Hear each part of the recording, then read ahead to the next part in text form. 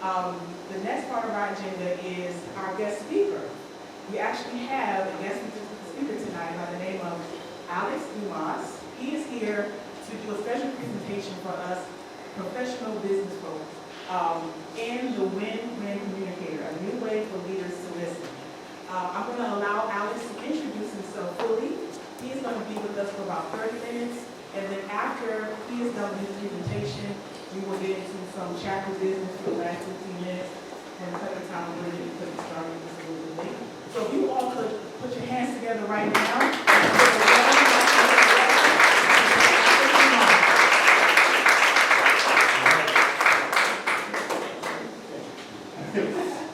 Great evening, y'all. Okay, I'm going to preface this. I'm from New York originally. I've been from NC for the last couple of years, so let's try this again.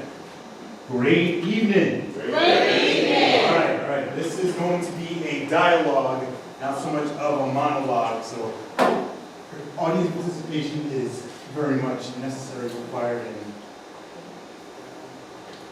but see, when we communicate, we can't get the words. So thank you, Katrina, thank you, Rosa, thank you, Michelle, for inviting me here, allowing me to be with you all this evening. I'm gonna make sure that your time tonight is well spent, right? Because you're taking time here, you could have been anywhere in the world. You're here with me, you're here with us as family. So this is a family affair, right? So you already read off a little bit about who I am: speaker, coach, trusted advisor, author, global movement leader. All that stuff is nice, it's cute. I'm going to tell you a little bit about me, who I am, how I got here, and hopefully that's relevant for you and what you're doing, your pursuits and your goals. Fair? Yeah. All right, beautiful. Boom! All right, wonderful. So this is where we start. You guys, like I said, you guys could have been anywhere in the world. So why are you here? Why tonight? Why did you say, you know what, this communication thing, like, something about it that speaks to me, maybe I should attend this meeting, so it's like, why? Why are you here? You don't have to raise your hand, just shout out. Speak up. Be a better listener. Be a better listener, okay. We cover some of that. Who else? Why are you here? To connect. To connect. All right, don't go ahead of my slides. Network. To network. All right. I'm going to ask you some critical questions now. Why is it important for you? I'll cut you to meet you. So why is it important for you to network? Why? Build your network. Build your network. What's the end goal for that? What do you have in mind? Community, building connecting, be able to be well for me. It's like I like people come in they're like, hey, I need this. I'm like, I know this person, I know that person, I know that person. And you just never know who you're gonna meet. You just never know. You don't know if that next person can catapult you to the next part of your life. So, I'm a big believer that you meet people for a reason. Absolutely. Thank you. Thank you for sharing that. What about connection? Why is it important for you? Yes, in order to share, because I work with the arm of the chapter, so we have something more to share. And this is not a pop quiz, there's no wrong answers, just I want to get clear on why you're here. I'm going to share why I'm here, and hopefully those reasons merge in some way. So why become a better listener? Yeah, I just think it's a great skill for executive leaders. I know you're an executive coach, and I'm always seeking to grow my listening skills because I can do it better. And anybody else feel like they can improve in listening a little bit? Yeah. Anybody's hands down are lying right now. I'm teasing, but be fair. All right, so let's move along. Does anybody know what this is on the screen? A what? A yo-yo. As I get into who I am, I'm going to tell you this, that this is going to be kind of important because my life is very similar to a yo-yo. Anybody know how to actually play with a yo-yo or actually do yo-yo tricks? I'm not a yo-yo expert by any stretch of imagination, but there we go, we got the little blue light up. So the yo-yo is supposed to go down and come back up, right? Well, we kind of do. It's close.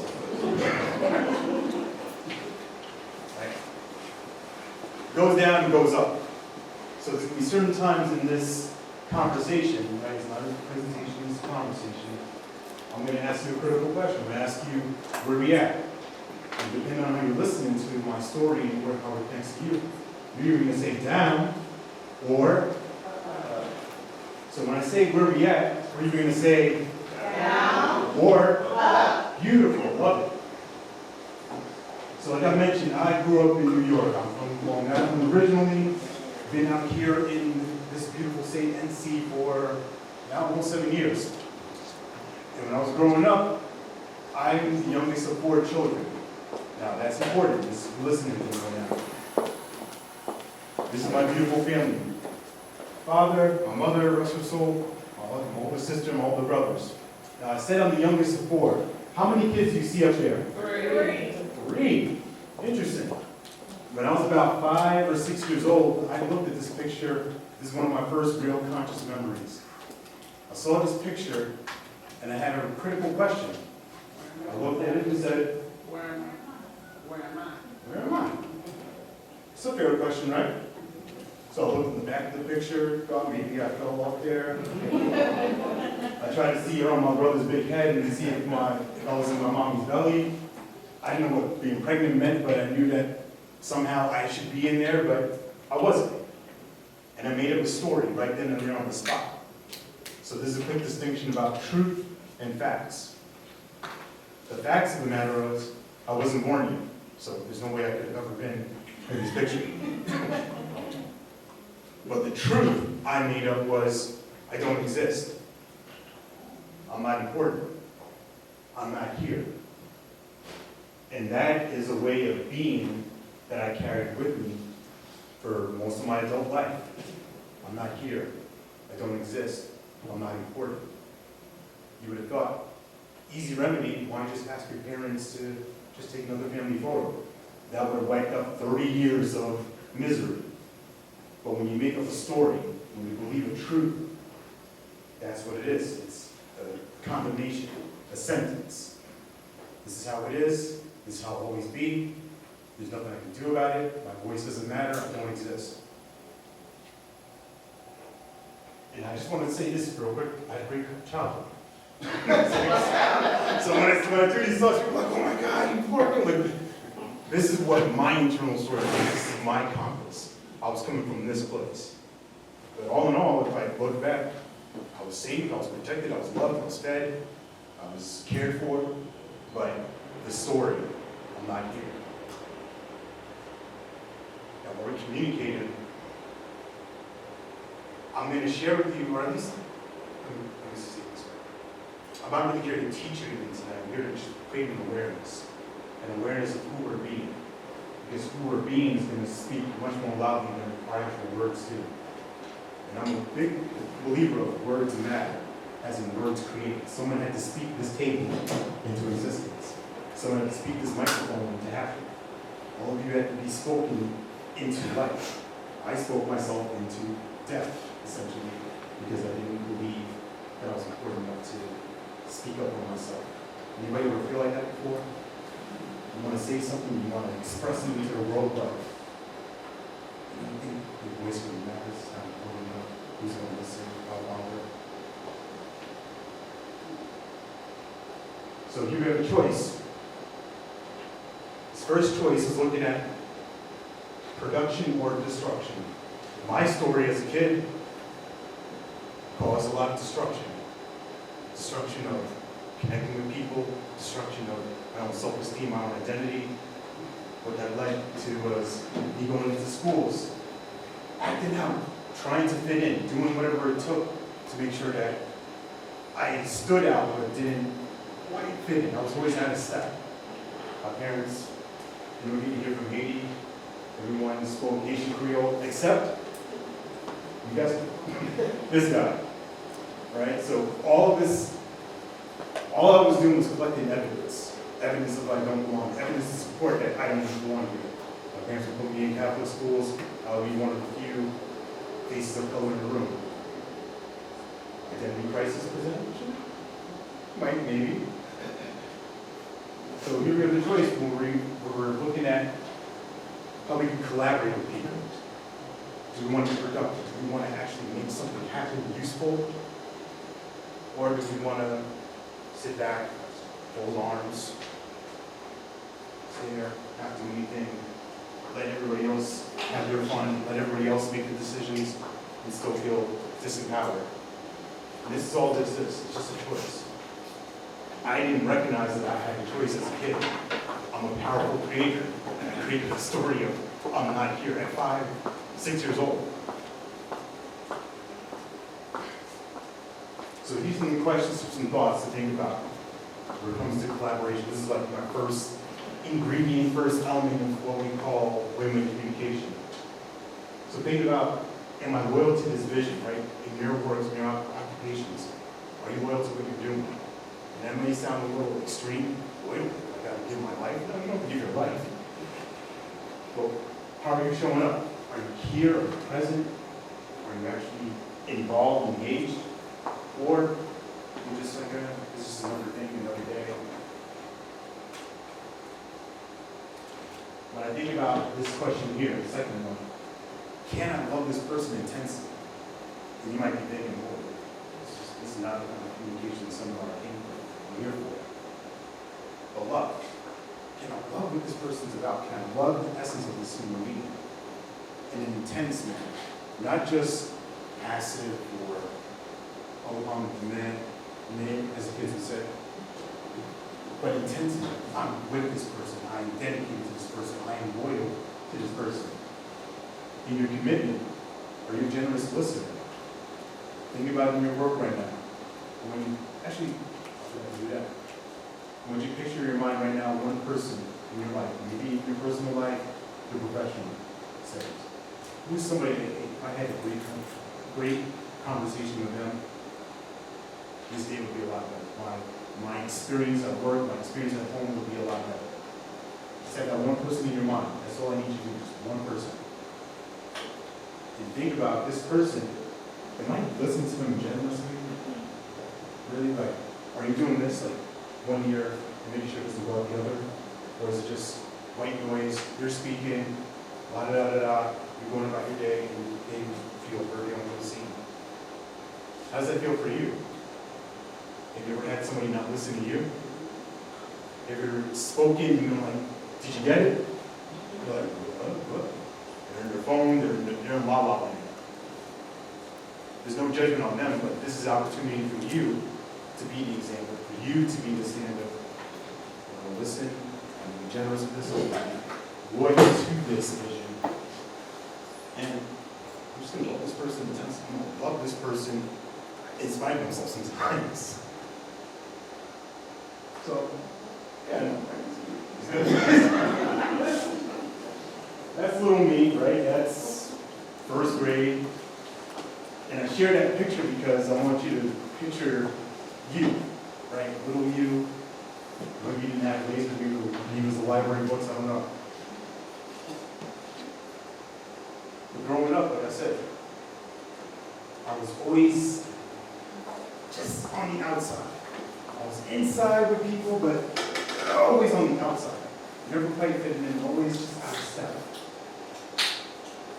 I found my way through sports, through football, through basketball, started to get some self-esteem, started getting an identity of myself as, maybe I could be an athlete, maybe I could get friends by letting loose this rage inside of me in a productive way. Focusing it in sports and different things in art. And then when I became a teenager, I found a very new obsession of mine, I found drugs. When you look at this guy, this kid had no business robbing people. You see this face, he had no business breaking into homes, breaking into lockers, stealing purses, smoking weed, and cigarettes off the ground because he just wanted to fix, right? He had no business doing all the crazy stuff he did. But why? What was missing inside of me? What was missing inside of me was a connection. When you're disconnected from somebody, when you're feeling separated, it puts you in this space of isolation. None of us are meant to be here alone. I love what Michelle's mission is, right? To unite people, to bring people together. Now, we just saw this 4 years ago. what happens when you put people in essentially their own house prison, right? Their own house arrest. You see what happens with our decline, especially in our community. Nobody to talk to, nobody to express, to go to. So there's another choice now. We have suppression or expression. I wanted to tell my parents and have a real relationship with them. But my way of being, my foundation was, I'm not here. Why would they listen? There's nothing I can do. I felt trapped. Anybody ever felt trapped before? Anybody have a message you want to get out to the world? But it's inside, it's suffocating. It's frustrating.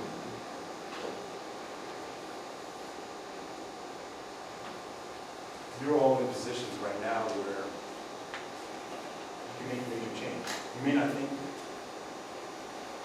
you're all in here in this room right now. And me, my hope is that you walk out with a different way of listening, a different lens of the world. Now, I can't do that for you. What I can do is just create that awareness. So as you're listening to people, as you're connecting to people, I wonder if you ask yourself, is this person really expressing themselves? Am I giving them a platform to say what needs to be said? Am I inviting them in? Or am I shutting them down? I know that already, I got that, I heard that, blah, blah, blah, yeah. Anybody ever had that happen at work? Someone's going to brush you off, dismiss you, not valued, not validated. This is something you can create for yourself.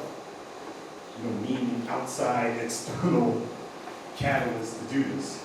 But it's got to be from you. It's got to be your own drive, your own willpower to say, I'm going to say what needs to be said. I'm going to connect with someone. I'm going to make sure that this person knows that they're here and I'm here. I'm with them, they're with me.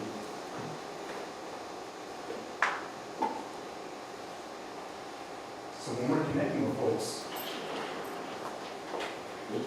just look at this. Are we being present? Who here has ever been like kind of in and out of a conversation before? Like you kind of just, nothing wrong with it. This is a skill. It's no different from learning how to walk, drive a car. There's no technique to it. And listening to you now, I'm very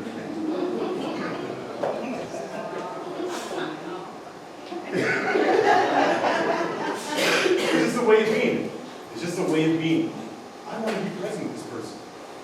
Am I going to hear every single thing you're saying? Absolutely not. There's too much noise in the world. But I don't really want to ask myself that.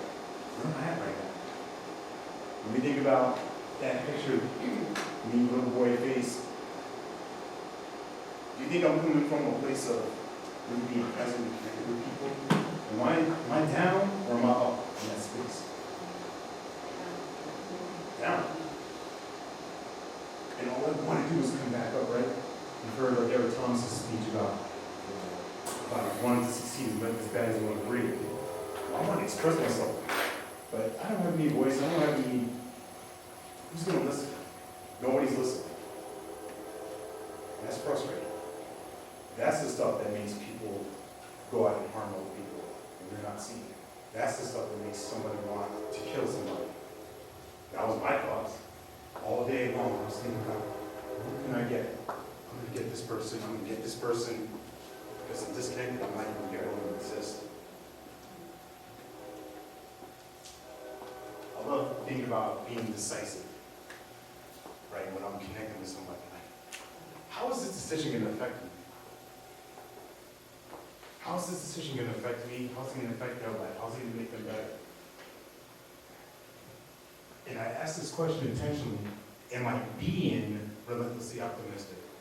Has anybody ever had a hard time before in life? Ever think it's just always going to be this way? Or was there an opportunity? You know what, maybe there's a chance I can flip this around, I can turn this situation around. Maybe there's some hope, maybe there's some little light at the end of the tunnel. Maybe, as a possibility. That's what connection does. And connection for me happened with working on myself, working on my mindset, working with coaches, working with mentors, working with leaders who believed into me, who saw something in me that I didn't see in myself. And once I kind of rubbed the eyes, got my glasses on straight, I was like, oh, I can do those things. I can be that. But there's always resistance, right? Someone says something, hey, man, you are going to be something one day. What's coming up inside of you internally, right? Me? like, you know what I mean? You want to shrink and hide. That's okay. But my question is, why? Faith, philosophy. We that we're here made to realize an abundance. I got creator DNA inside of me. You cut me open, abundance is going to pour out. Not open blood, but it's going to be abundance coming in. Creativity. But divinely right, divinely favored and blessed. That's what I'm coming from. That's what I connect to. So, moving along in my corporate journey, this is me years ago working for a coach at an event. And going back to previous jobs, I was the guy that would be by the water cooler. I'll be the guy looking for snacks. I'd be the guy who was going to the bathroom to hide to talk to customers because I was insecure and wild at the time. And here at this type of venue, there's 300, 400, 500 people. I'm the face of the company. The guy who hides in the bathroom now has to be the person that's directing people and mobilizing folks. But I thrived. I thrived because it gave me a chance to tap into something that, like I just mentioned, is right inside of me, my creativity, my creative power of connecting with people. You see, when you grow up being disconnected from people, you learn to listen differently. You learn to hear the subtle things that, the subtle shades people throw, the encouragement at times. It may not always sink in, but you hear it, you get it. And this leads me to this last choice. Your commitment or your convenience. Am I committed to being with somebody? Am I committed to creating a space for this person to express themselves? Am I creating a space to be present with this person? Am I creating a space to be optimistic about my opportunities and their opportunities? Or will I just do it when I feel like it? Will I be with them when it works out in my favor? When I'm the only one getting the benefit?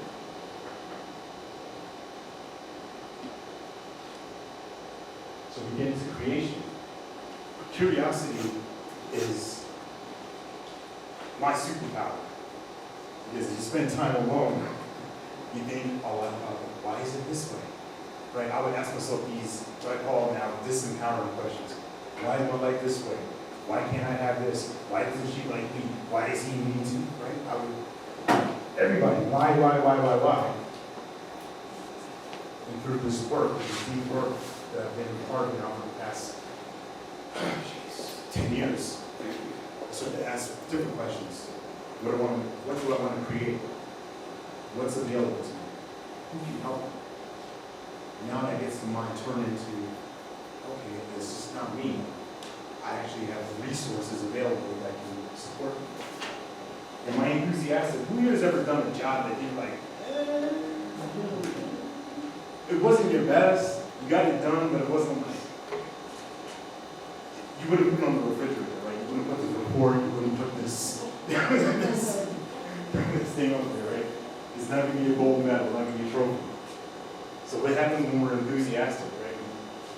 The root of the word is entheos, in spirit, with God.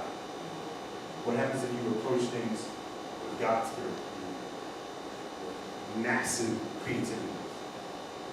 And last but not least, are you making bold requests? A bold request was made for you all today to be in this room, to be here from this time to this time.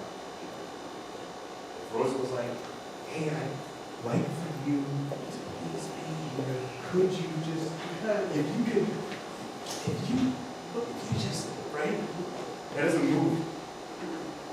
When we create, we stand for what we want. This person that you had in mind that I said at the beginning, what request can you make of them?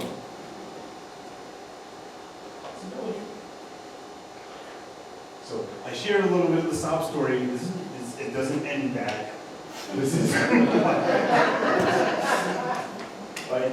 The work is done. Right. This is my wife, my daughter, my son just turned 9 yesterday. This is my leadership team. We're part of this global movement, the BIPOC Coach Collective, where we enhance coaches' practices. We help them develop. We help them elevate their voices globally.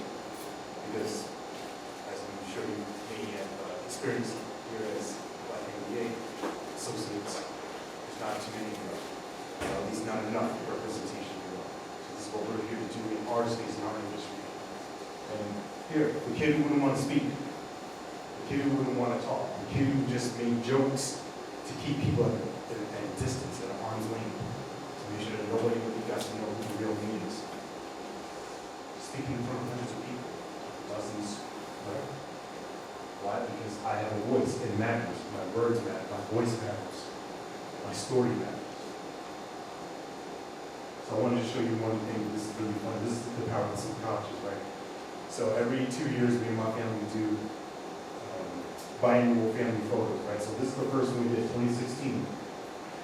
This is the subconscious. Look at Dad. Look at me. What do you see? I didn't plan that. It hit me after, once we get the photos back, I was like, oh, I can't believe it. I created that. I didn't plan it, I didn't think about it, that's how it happened. Photos matter, voice matters, stories matter. This is where the yo-yo comes in. What do you think I'm at right now? I'm up. Up is good. And I got really curious about this. Why am I down? Why am I up? Why am I down? Why am I up? And I started exploring this. I started thinking more and more about it. And these little principles that I shared before, I saw this was the difference. When I'm not collaborating with people, when I'm trying to do it all by myself, I'm on a lonely island. When I'm disconnected, I'm not present with anybody. How can I even make an impact when I'm not there in the room? I'm in La La Land, and this person has a great idea, or this person has a problem, and I'm thinking, what about me? I'm afraid to explode because I'm carrying this baggage as a kid. And creativity, that's game on for me, that's fun. That's the playground for me, I can do whatever I want. I love the adult recess, that's a beautiful idea, I wish I thought of it.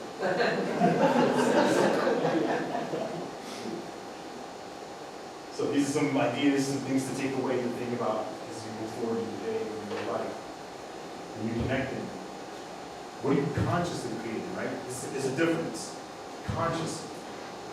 What am I really consciously thinking and doing? Am I listening for gold? Is it just white noise? Is it just static? Blah, blah, blah, blah, blah. Or there's something here. There's something that she said, there's something that he said that's valuable. I can use this. I can take this and I can actually make my life, my profession, whatever better. And also the creativity, the creation side. What am I committed to? Because there's a difference between being an intention versus a commitment. And this is a quick story about it, right? Everybody knows what happens at the start of the new year, right? New year, new year, new me. December 31st, is that person the same or not? The only way we know there's a commitment is if something changes, if something moves, if something shifts. Intentions are wonderful, they're nice. I'm not knocking them. But I play the role of commitment with clients. I play the role of, if we say we're going to do something, because words matter, we're going to actually do it. That's not for everybody. Not everybody's up for that kind of game. But those that do play with me, massive things happen, massive things shift. I wish I had more time to tell you about what's happening in my life with commitment. thing. So I just want to share this, that if you look for somebody to kind of impose their will, their opinions on others, I'm not the guy. I want to change your mind. I want somebody to have no stance, somebody who's only concerned with self-interest. I'm not the kind of person for you. I am the kind of person if you have a deep interest in the perspective of someone else. If you're open to new ideas, if you're interested and committed, if you're immersed in self-improvement. So the final thought I'm going to share with you is, think about how are you going to choose to listen? Maybe no one's ever asked you that, but now how are you going to choose to listen? It's all just choices. So, this time now you take the phones. I would love your feedback because I have a gift for you. So you type in that code WIN. It's a free audio gift. I call it Everybody Wins. 10 principles for win-win communication. And it goes a little bit deeper into these different principles about loyalty, about being a generous listener, about being curious, being present.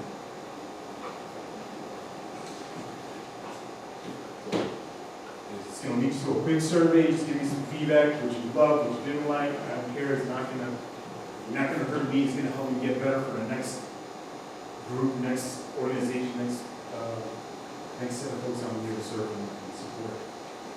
So everybody's got that code. I can move on. I'm getting the hangman right now. Because she just patiently waiting. I'm just like, get off the stage. No, listen. I gotta make you both meet you to know me so I can meet you. Everybody's got this? So I appreciate you. Welcome to this audio recording. This is Alex. Oh! Someone there. Yeah, they got it. That sounds familiar. Good. And I think that's it. So yeah, I'm going to say I thank you all. I appreciate you all. Rosa, thank you once again for inviting me here. Michelle, thank you for who you are, what you do. Regina, thank you for your work here as well. And for all of you, choose to listen. Words matter. And remember, this yo-yo thing, we don't have to be down. We need to say up. Up, up, up.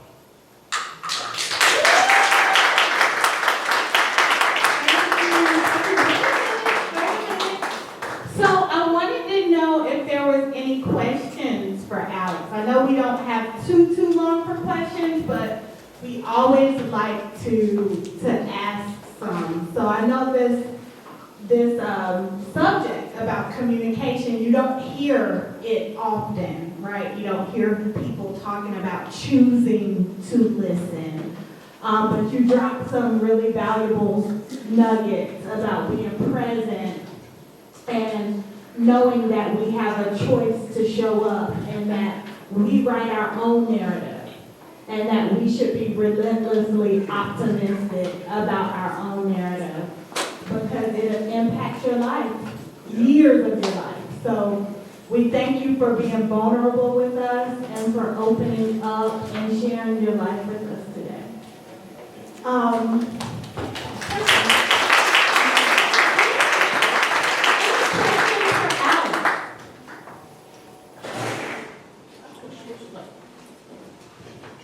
You mentioned energy and commitment and inspiration lab.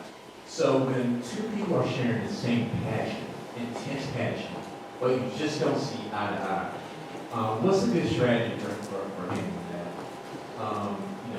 You just see two different directions and going to accomplish the same mission you both believe in. What's the strategy for that? Thank you, great question. So I love that because you said they're both on the same mission, right? You're trying to accomplish the same thing. So now, my thought for you is, what's the goal of what they're saying? Right? You're never going to meet 100%. Win-win doesn't always mean super compromise, but it's, hey, can I hear this person differently? I extract something from them and create something with them. And that takes practice, takes time. There's going to be some things you actually have to give up, right? I just said you're not going to compromise, but in the sense you are going to have to compromise. You have to give up a little bit to get what you want. But what happens when we both actually collaborate and make this thing happen? What's the end result, right? What's the goal in mind? Does it matter how we get there? Do I need credit? Do I need someone to give me the trophy and all that? Can we get the job done together? Yes or no? It made me think of colors. You know, when you mix two completely different colors, Yeah. you make a brand new color. You need to Someone be had to able to experiment give and test it some. out. Who had a question back there? Okay, Karen? My question was communications actually your major in college? Actually, no, psychology is my major, and I approached that from the space of trying to figure out what was wrong with me. Yeah. I was like, all right, I have this life of what a lot of black kids don't get. 2 parents. Safety. Not in trouble with the law. Yeah, I've got this drug thing, I got this reckless behavior, but for the most part, it's petty stuff. I'm not in real danger. I have a home. So on paper, everything is great. But why am I like this? Why am I depressed? Why do I hate myself? And I had to figure it out. And that's what led into this journey here. That's what you We'll take 2 more questions, 1 more after this. If you just say your name as well. Hello, Amanda. I was wondering at the beginning when you were telling the story and the picture, you said that there was the facts of it, and then there was the truth you told yourself. So I just was wondering why call it truth, or what do you consider to be the difference between truth versus fact? Great question, Amanda. Thank you. So I made that story true for me, even though the facts were what it was. These 5 people took this forward before I was even born. But I worked it, or I molded it into this bigger story. Have you ever had a story or an idea that someone shared with you and you kind of got blown out of proportion? Right? Someone that they gave a telephone, I told them, and by the time it gets to you, it's something completely different. How did that happen? I would listen. My listening was for not being important, not being involved, being invisible. That's how I operate and communicate to people. So I don't know if I answered your question fully, but that was just my perspective. Is that helpful? Oh, okay. Last question. Hi, my name is Dr. J. Severe, and I am the VP of Operations with National Black MBA. I'm just curious, do you recall what caused you to get out of your own way? And did you finally learn what about yourself caused you to get out of there so that you didn't keep busy? What caused me to get out of my own way? Because that's what it is, really. Yeah. Great question. I would say coaching, because coaching opened up questions for me to empower myself. I started to think about what was really available for me, but I started to challenge my way of thinking, to have an objective third party, this coach or a group, whatever I was doing, and someone say, "Alex, is that real? Is that really real?" And I have to, I put it like this, I talk to my clients about this thing called the courtroom. So on one side, the prosecutor, I call those things the limited beliefs, right? I'm not important, I'm invisible. Those are my beliefs. The prosecution's trying to keep me sentenced. My job was now looking at how to be my own best friend, build up my own defense, collecting evidence of my success, collecting evidence of wins, collecting evidence of me actually making a difference in the world. And then there's this thing called the judge. And most people know that the judge has a sentence, this is what it is. But people forget about the other side of the judge. It can create leniency. It can pardon. And through this work, not putting this pressure on myself to be perfect, not putting this pressure on myself to be whoever everybody else wanted me to be. Who do I know? Who am I going to be? What's my choice in the matter? What's my say? Oh, I am. In a good book, They reference God as I am. That's what it is. I am. And whatever else I say after that is true. Or it's not true the fact, but it's true for me. I am this. I am a master connector. I am a master collector. I am a master creator. Someone wants to argue with that, go ahead. I got evidence. I got files. I got receipts of what I do. And so that's part of the story, the journey. It continues. It doesn't end.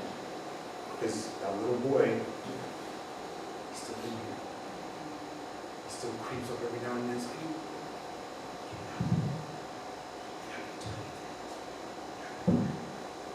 just whispers. He's sneaky. He's good. He knows how to get to me. But that's not how the story ends. That's not how the story ends. All right, well, everybody, let's give Alex a round of applause.